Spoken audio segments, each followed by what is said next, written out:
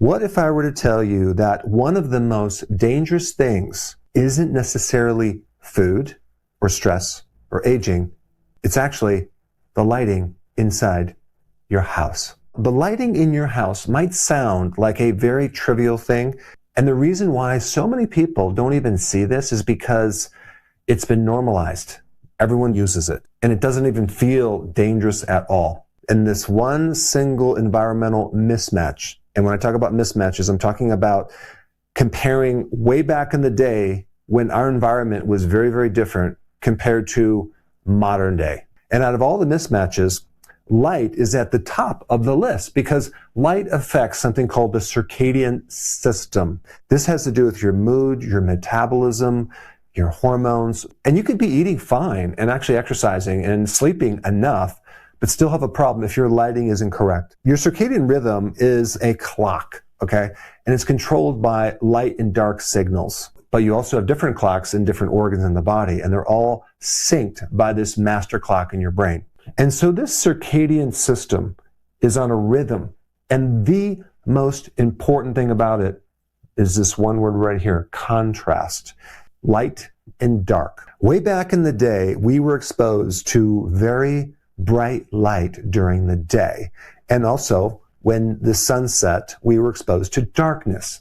And out of that, this system was created called the circadian rhythm that we're still operating off of. But unfortunately, in the modern environment, we don't have this contrast anymore. But before I get into this very interesting subject, I first need to define a new word.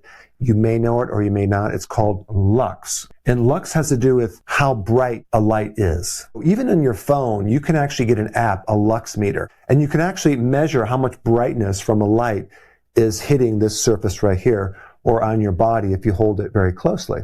When we get into the outdoors and you're being exposed to the sun, depending on where you are, and if there's clouds out, you might be exposed to 10,000 to up to 100,000 lux. On an overcast day, that goes down to 2,000 to 10,000.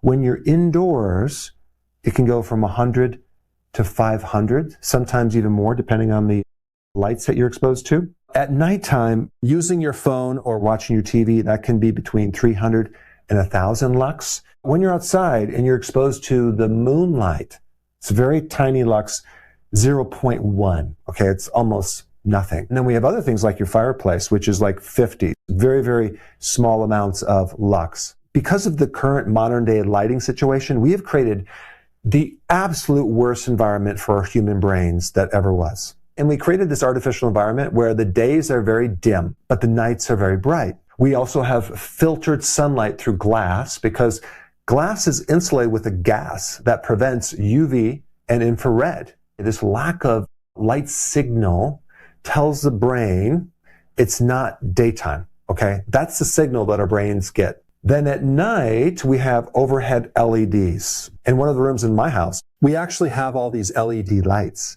very bright, very unnatural. And then you have TVs, phones, tablets, very strong signals that tell our brains to stay alert and stay awake. So during the morning part of the day, we don't have the signals to wake up. Yet at night, we do have the signals to wake up. So that's what I mean by contrast. Everything is kind of grayed out, kind of neutralized. There's no big, huge difference between morning and night. It's kind of the same, but usually at night, you have to turn the lights up because it gets dark outside. So this is creating not just a mild problem for our brain, it's creating a major problem for our brain. Even if you compare that to staying up late, it doesn't even compare. This lack of contrast is much more damaging to our circadian waves. Historically, humans have been outside in the bright light. Farmers are outside a great majority of the day. And even when we had winters, when the days were shorter and it got dark sooner, we still had campfires, we had fire at night, which is very non-disruptive. It's very low lux. So modern day, dark days, bright lights, huge disruption. This affects melatonin release. Melatonin is a hormone that tells you it's time to go to sleep, I'm tired, and it helps you get to sleep. So melatonin is either delayed or it's blunted. You have a problem with cortisol because cortisol is triggered by blue light. And you might lie in bed for 7 or 8 hours, but the depth of sleep is missing. When you go to bed at night, you go through 4 cycles of sleep, from a superficial to a deeper sleep. Most people don't even get close to the capacity of what they really need with the deep, restful sleep. This affects metabolism, it affects insulin, it affects blood sugar, but it really affects a person's mood, anxiety, depression. I mean, I've had patients who ate perfectly, exercised consistently, but they didn't sleep well. And that's the thing that stopped them from losing weight. There's also a lot of data on this. I'm going to put some research down below. Brighter nighttime light exposure and risk for type 2 diabetes. When you're outside during the day in the sun, getting the bright light, this is what your body needs. And even your blood sugar will be better just from that. Regardless of what you eat, it's going to help your blood sugar to a certain degree. Whereas evening bright lights worsen your blood sugar. And then on top of that, at night, what do people do? They snack, they graze. Terrible, deadly combination. So in other words, light can have a huge impact on your metabolism. Now, if you've ever visited someone in the ICU, or you yourself been in an ICU, you notice that they always keep the lights on like 24/7, and they kind of come in and check on the person every couple hours. I know I was there one time, and literally all night long, they're waking me up, checking on me, and literally I had the light on. It's a terrible environment for recovery. There's something called ICU acquired delirium as a circadian rhythm disorder. Now, certain hospitals are starting to use dynamic lighting. Hopefully all of them will get on board, but it's a big issue. When the darkness disappears, your brain destabilizes. And if you really want to see a situation where that night is removed completely, look at institutions that have 24/7 lighting, prisons.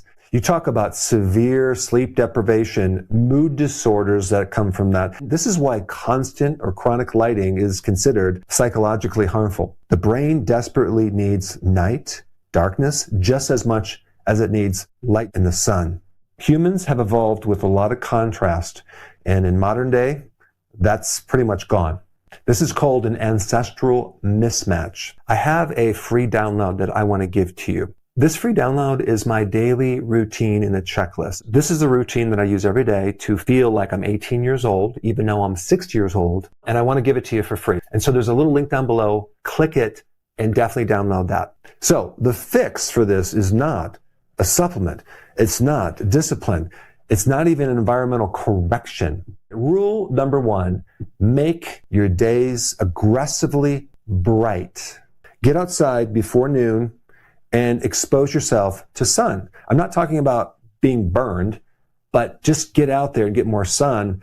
And I would also be hesitant about wearing sunglasses because you need some of that light to get into the eye. And I'm not talking about looking into the sun, but just maybe to the side. It's okay to squint. If you're not squinting, then you're doing it wrong. But some of that light needs to get inside the eye, okay?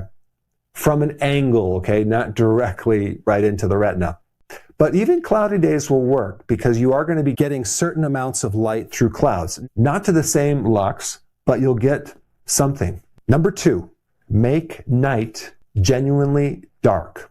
No overhead lights. Just turn the overhead lights off. You might want to get a couple lights around your room that are like soft and like amber.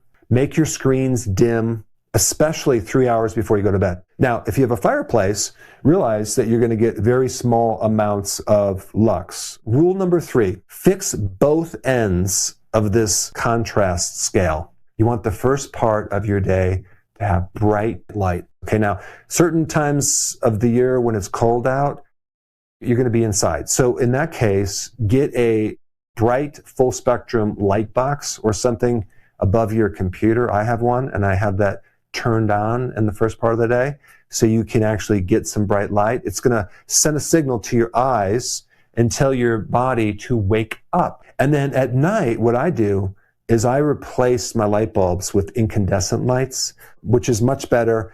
It's very low lux, and they're kind of dimmed. And they're really hard to get nowadays, but if you can find them, that'd be great. Just realize modern disease is not just created by what we eat, but it's also other things too. And light is right there at the top of the list. Make sure when you go in your room that you don't have these little lights around, and maybe you might have a charger with a light on it. Cover up those lights. This is probably the lowest hanging fruit, the easiest thing to do to create the biggest impact on not just how long you sleep, but the quality of sleep, how deep you sleep, how you feel, your mood, how you feel when you wake up, your metabolism, your hormones, your cognitive function. Because the lack of contrast creates the opposite effect. Now, since I'm talking about light, I did an interview with this doctor on light that is literally mind-blowing. The benefit of sunlight. If you haven't seen that, you have to watch it. I put that video up right here. Check it out.